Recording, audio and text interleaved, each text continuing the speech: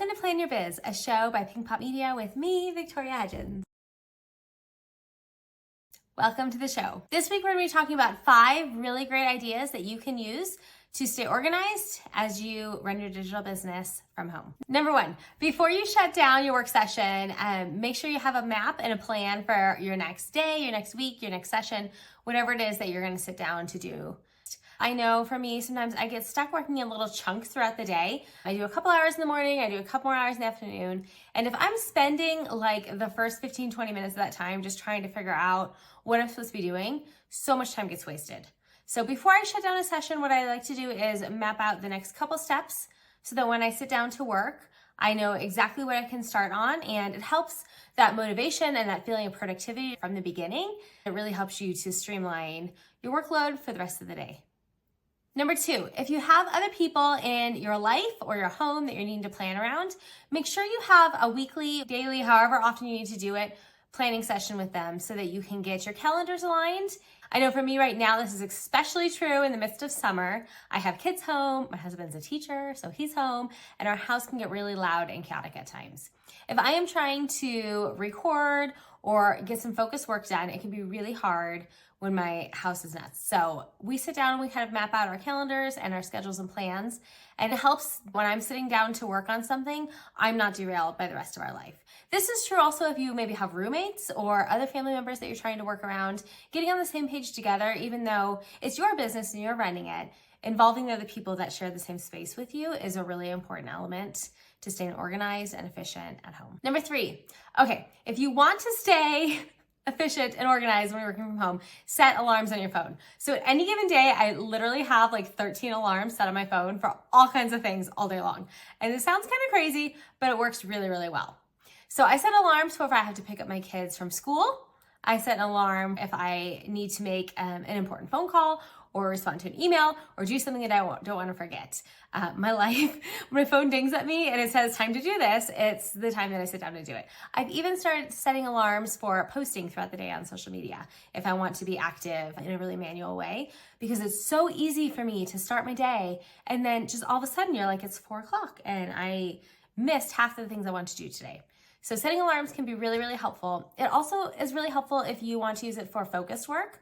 So sometimes if I'm going to sit down and say I want to devote 20 minutes to really busting out this one thing, I'll set an alarm for 20 minutes on my phone or a timer, and I know when it goes up that my time is done for that.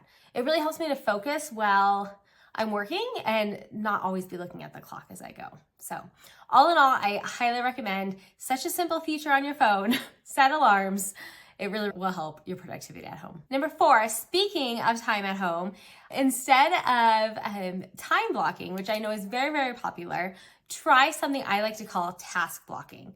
So this is really cool, you guys. How many times have you sat down to do something, a task or a project, and you were working in a time blocking sense, and whatever it was that you were gonna do took significantly longer, or sometimes shorter, mostly significantly longer than you thought it was gonna take. And it ends up throwing your whole time block system off. This is especially true for us digital entrepreneurs at home because we're wearing all the hats all the time. You could be recording a podcast. You could be writing a blog post. Any given day, I could be approving ad copy or designing a product. There are so many different things that we do in our day-to-day business.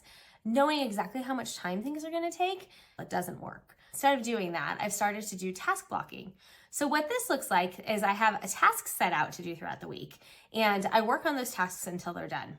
So let's just say I'm sitting down to work in the morning. I work in the morning before the kids get up. I work from about 5 to 7 most mornings.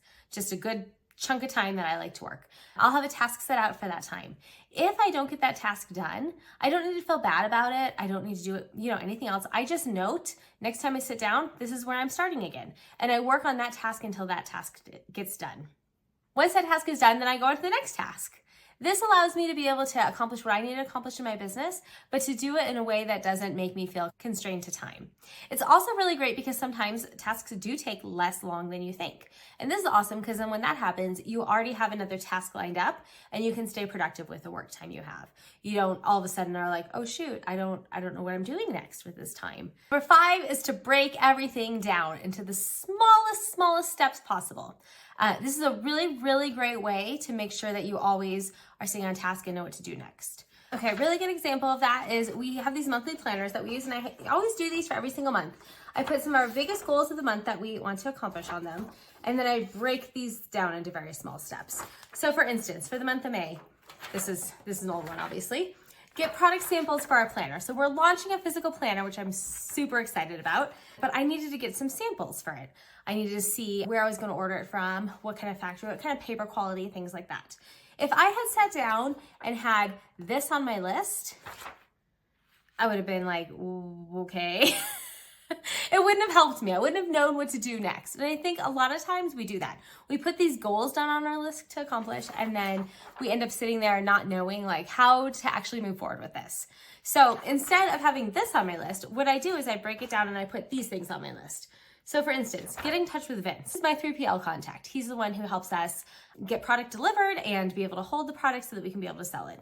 I need to touch base with him and talk about shipping rates and sizing and things like that. The second one was send over completed draft. We've been working on the draft for this. It's getting copy edited. I'm super excited, but I need to send over a draft so that I could get samples. The next one was figure out the binding. What kind of binding were we going to use? We ended up deciding on O-ring, which is very exciting. Last one on the list is to order them, to actually send the email and order them. So having that bigger goal broken down into tiny steps for me really helped me sit down and say, okay, we'll contact Vince. That's something I can easily do today. The more and more you can break things down, the easier it's going to be for you to be able to accomplish those goals because you're working in little tiny steps that you can do.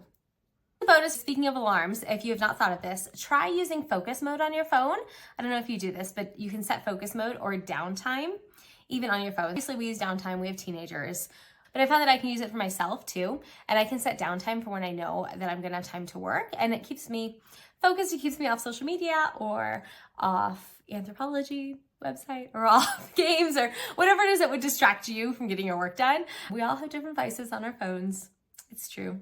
But using focus mode can be really helpful for this. I hope these 5 tips have helped you. And even if you just pick one of them to focus on this week, I hope that they help you as you work from home and accomplish your goals while also functioning in normal life.